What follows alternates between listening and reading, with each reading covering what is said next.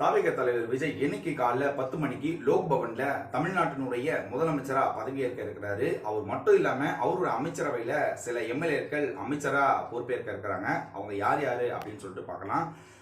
ஆளு நம்மளுடைய தளபதி விஜய் அவர்கள். அவரு உள்ளாட்சி, காவல்துறை மற்றும் பொது நிர்வாகம் அப்படின்ற துறையுடைய அமைச்சரா இருக்க போறாரு. ஸோ அவர் தான் நம்ம நாட்டினுடைய முதலமைச்சரா பதவியேற்க போறாரு. ரெண்டாவது செங்கோட்டையன், இவருக்கு பொதுப்பணித்துறை இலாக்கா ஒதுக்கப்பட்டுள்ளது. மூணாவது ஆதவ் அர்ஜுனா, விளையாட்டு மற்றும் மதுவிலக்குத்துறை அமைச்சரா பொறுப்பேற்க இருக்கிறாரு. சிடிஆர் நிர்மல்குமார், இவரு மின்சாரத்துறை அமைச்சரா பொறுப்பேற்க இருக்கிறாரு. எம் ஆனந்த், இவரு நகராட்சித்துறை அமைச்சரா பொறுப்பேற்க இருக்கிறாரு. வெங்கட்ராமன், இவர் பள்ளிக்கல்வித்துறை அமைச்சரா பொறுப்பேற்க இருக்கிறாரு. ராஜ்மோகன், ஆதி திராவிடர் நலத்துறை அமைச்சரா பொறுப்பேற்க இருக்கிறாரு. அருண்ராஜ், இவருக்கு பத்திரப்பதிவுத்துறை மற்றும் வணிக வரித்துறை அமைச்சரா பொறுப்பேற்க இருக்கிறாரு.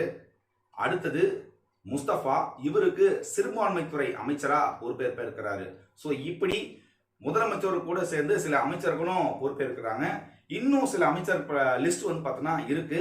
அந்த அமைச்சர்களுக்கு எந்தெந்த எம்எல்ஏ அப்படின்னு சொல்லிட்டு பின்னர் கட்சியின் சார்பா தெரிவிக்கப்படும் அப்படின்றதையும் தாவேகா தரப்புல இருந்து சொல்லப்பட்டிருக்குது.